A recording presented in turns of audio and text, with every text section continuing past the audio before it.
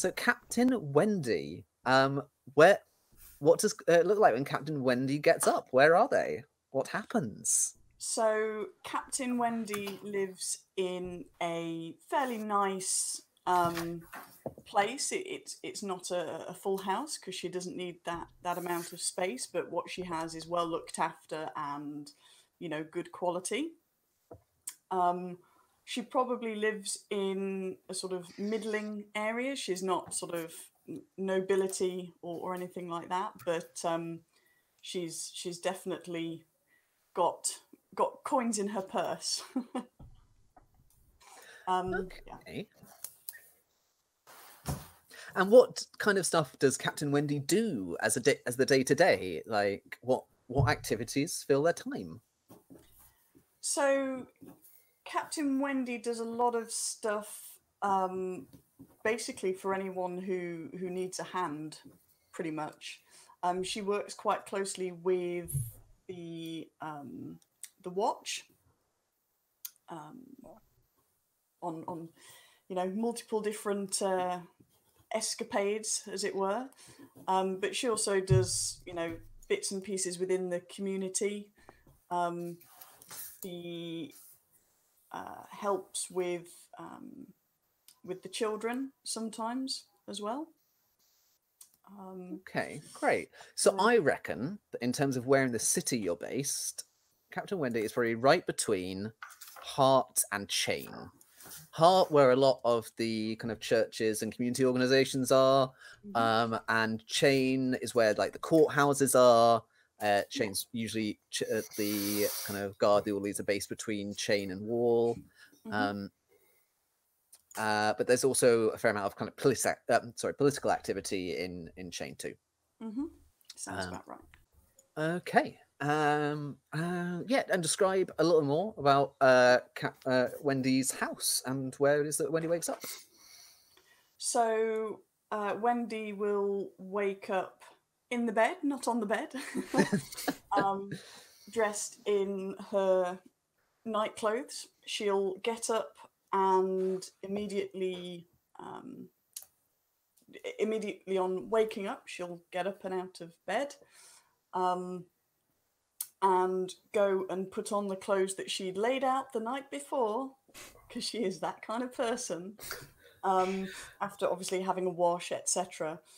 She will also tend to her hand. So as you know, she's only got one hand, so she'll as she's getting dressed, make sure that everything with her grappling hook is working, and then she will have breakfast, probably some sort of egg on toast or something hearty but not too dense. And then she probably wouldn't wear her paladin armor just for out and about. She normally saves that for when she's got stuff to do, with a capital S. And then after that, she will probably go out for a long morning walk. Lovely. And where do you think this walk will take her? She'll probably go to wherever the watch is first, just to kind of, check in and ask if there's anything for her to do that day. She'll also let them know that she's not planning on going travelling for another few weeks.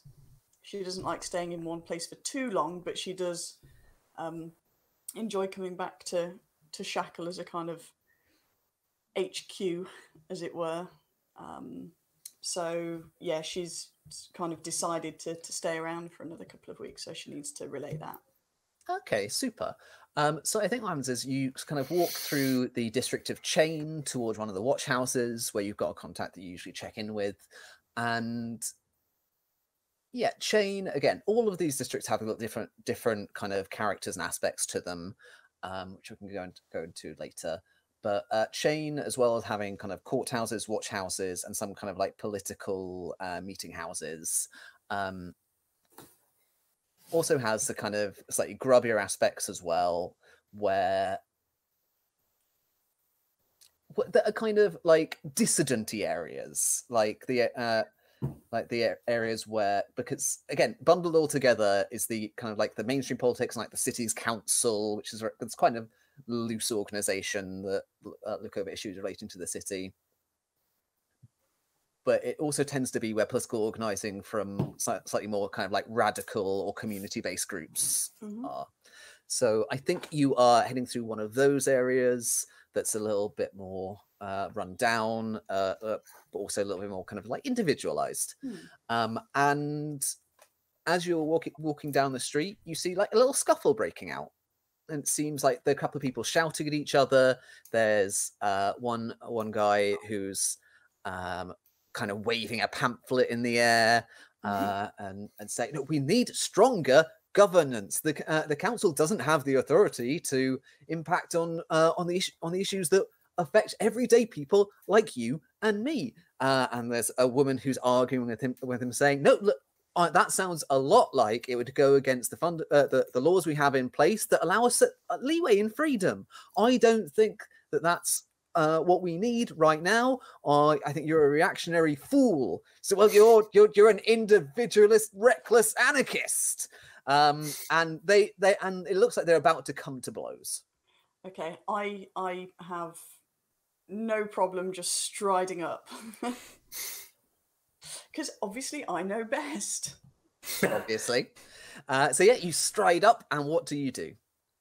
I'll basically just kind of edge, not completely in the middle. I want to be able to see them both at the same time. And yeah, so what's going on here? And the man with the pamphlet said, "I was just handing out some literature about much needed reforms that I feel this city could really use, and this woman has accosted me." And the woman says, "Look, he's getting in everyone's business. This is ridiculous. He's bothering people," is what he's saying. "He definitely bothered me." It's like, honestly, I've never heard such drivel in my life. Okay, so and they're getting more and more heated. Okay, and, like they both kind of each seem to have a hand on a weapon. Okay, so I will take my grappling hook and put it on the shoulder of the guy, and my hand on the shoulder of the woman, and say to the chap, "Is this true? Are you bothering people?" I think, how are you saying this? This feels like it might be an intimidation check, or might be kind of like persuasion. Very, very firm, like I want to know what's going on and don't try and BS me. If you were doing something that you shouldn't have been doing, tell me. Kind of that thing. Feels intimidation. Okay. D20? Yep. So D20 plus 2. Okay. That would be 15.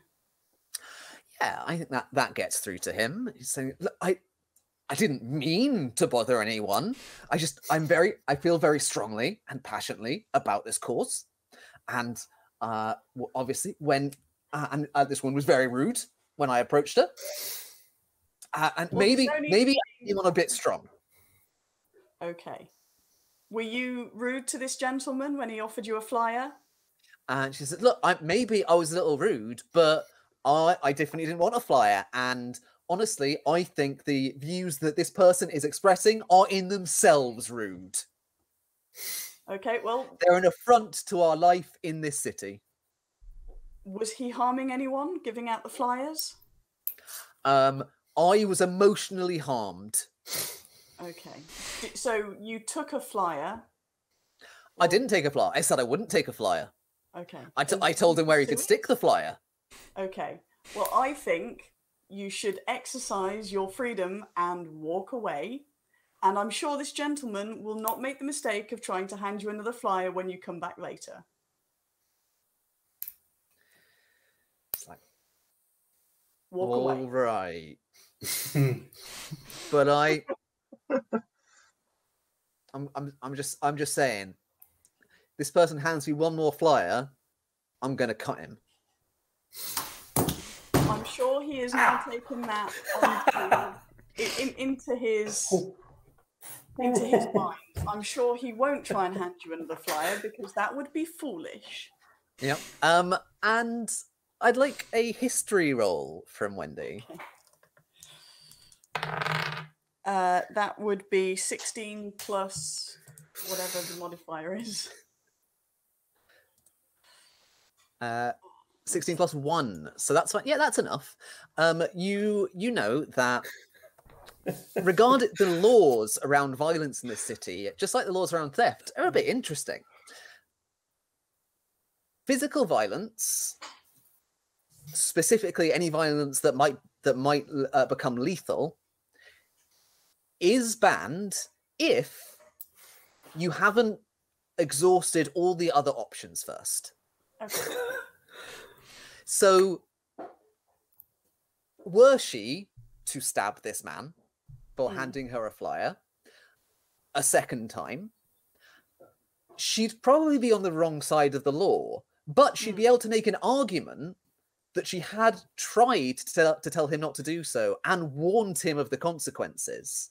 So she would be able to mount a defense. Okay. So I will basically sort of raise my eyebrows to the guy as if to say, you do not want to push your luck here. Like, I feel as though this is a situation whereby there aren't any sort of bad people necessarily. They're both, well in their rights to, do their own thing, but they need to chill. Yeah, and you think that for now, given they're both a little you've taken control of the situation firmly, they will chill for now. Okay. There will be a brief respite of chill. Few. But this is maybe a situation to keep an eye on. Noted. Can I take a flyer to read later? You can absolutely take a flyer to read later, and I will tell you later what is on that flyer. Fab. Once I've decided.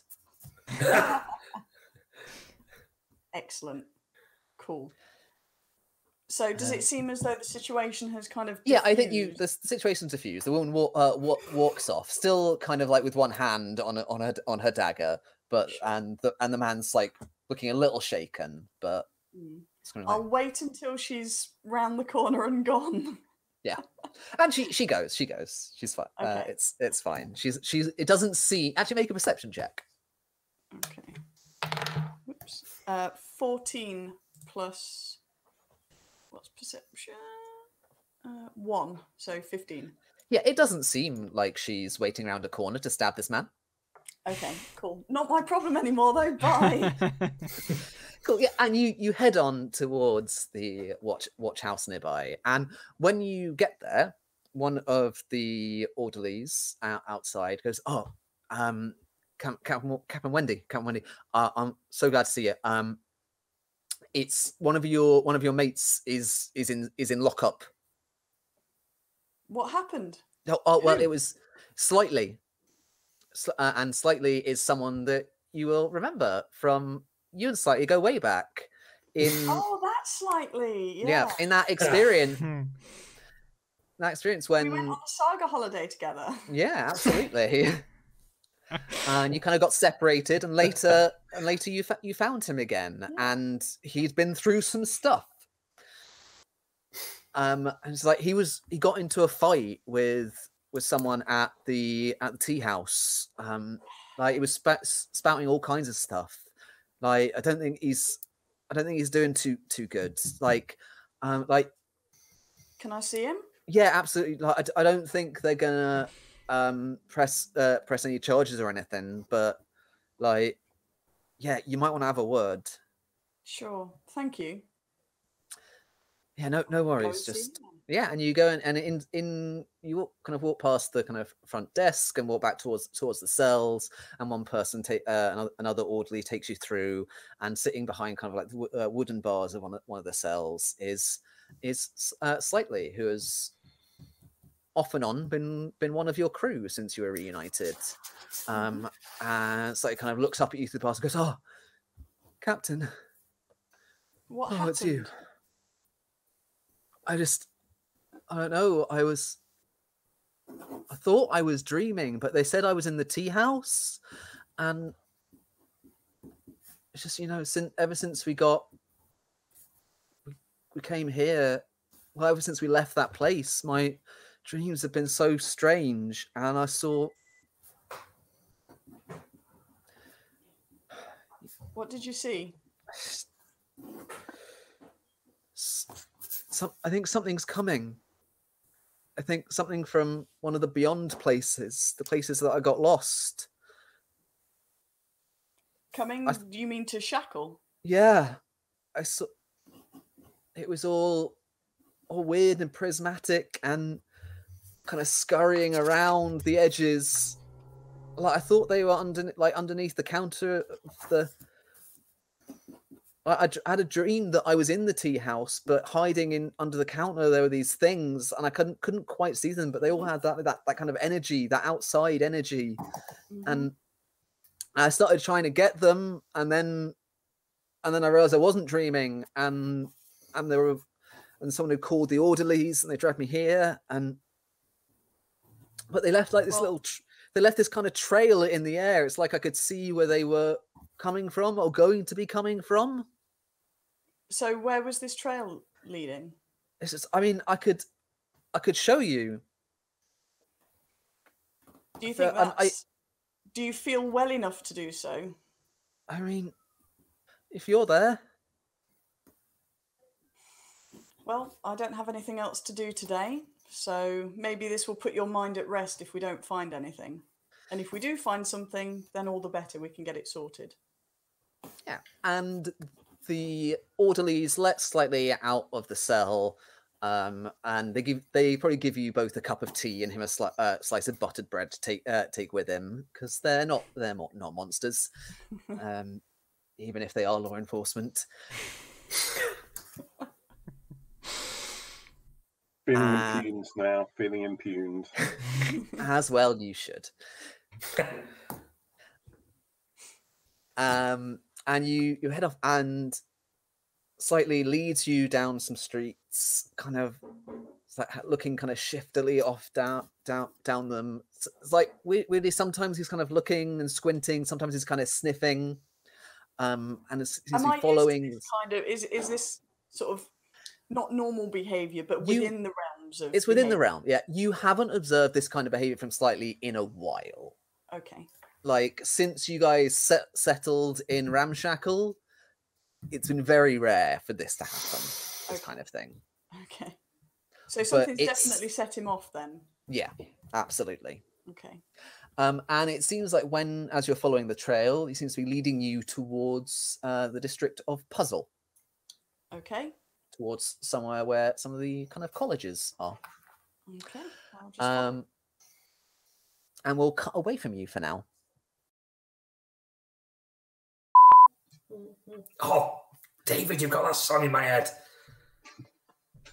Damn you. Baby shark, do, baby shark. I swear to Cthulhu that I will end you